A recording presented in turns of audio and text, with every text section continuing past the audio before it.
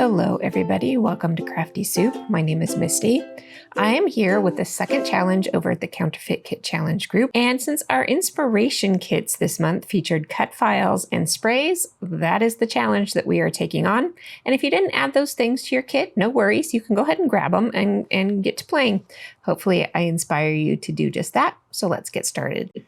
So first up, I grabbed these photos. Now I knew I wanted a series of small photos that I could display on this layout, and you'll see why as we move through the project.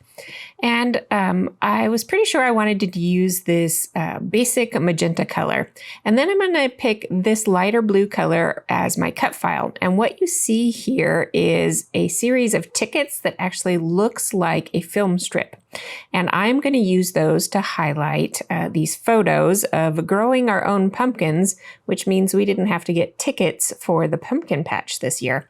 So that is the whole basis of this layout. And I did have to reprint my photos in a smaller size so that I could get them to fit into those little frames, but that all worked out, and I will be able to use one of those bigger photos as kind of a focal photo as well.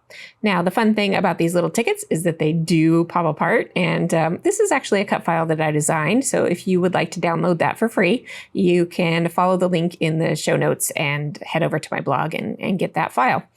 I did have pre-cut tickets in my kit this month, but I really wanted to use this piece with the frame effect there. All right, it's time to turn to our sprays, and I'm going to do tone-on-tone spraying, and those tickets are going to do double duty. They're going to act as a mask for the spraying, as well as being the frames for my photos. So I'm trying to, you saw I did a little swatch of the ink there just to make sure that the ink was going to work out how I kind of envisioned.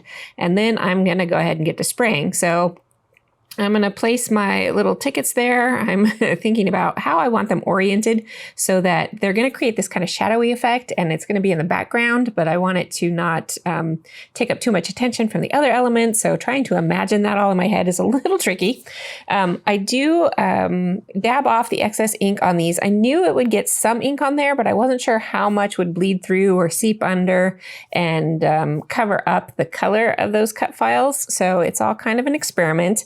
And it's mostly working. You will see me work on those little cut files in a little bit. Now, because my background was so wrinkly, I did want to mount this to a framed, another piece of cardstock to frame it out and help stabilize it. And here's where I decided to go ahead and add some extra spray over the top of those cut files, because that will help cover up the purple that did seep through a little bit, and turn those cut files more teal so that I've got the teal in the background and then the teal in the cut files complementing each other. All right, now with my whole background laid out, I have turned to working on my title and picking out some little embellishments here and there. They're kind of just off to the side right now. I knew I wanted embellishments for filling in the emptier spaces on those little tickets and for checking around the layout, and we'll see that as we go. All right, my title is Unexpected Bounty, because I had just thrown some pumpkin seeds in a bare patch of garden. Not really expecting them to do very much because it was kind of in a shady area. But I thought I'd just try and see what happens, and pumpkins are pretty vigorous plants, and so I thought maybe, and I kept an eye on them, and I didn't see anything. And then finally it was kind of the end of the season, and I went back to take a final look, and sure enough, there were some pumpkins back there. I had just missed them in previous inspections. So that is why I titled this page The Unexpected Bounty. And it worked out great because we go to the pumpkin patch every year, but my kids are old now. My youngest is 16, and she's gone with friends without me, and so on and so forth. So this tradition is kind of falling by the wayside. And it's still nice to have a little way to celebrate, especially when you grow it yourself and didn't expect it. So that is goodness. All right, you did see me spray some additional embellishments off screen. On screen, I have a placeholder piece that's not sprayed yet so that I can work on my embellishment clusters. And as I'm working on there, I keep in mind my common embellishment clustering mantra, which is using threes, making sure I have different shapes and sizes, working in groups of 3 around the page, so all of those rules of 3s. I am spraying some more elements as I pick and choose through these to up the color of all of those things. I did include a lot of alterable elements in my kit this month because I knew I would be using these sprays. I've got my journaling spot there, and I am just futzing around with lots of choices here to see what I want to use and what's going to work out.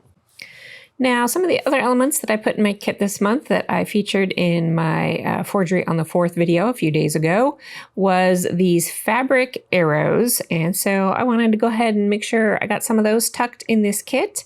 And I, again, am working on making sure I'm mixing up the shapes and sizes and elements between all of these clustering bits, also leaving some breathing room within those little framed out areas, because I tend to really fill up everything to the brim, and that tends to lead to very busy, cluttered looking pages, which is common for me. It happens.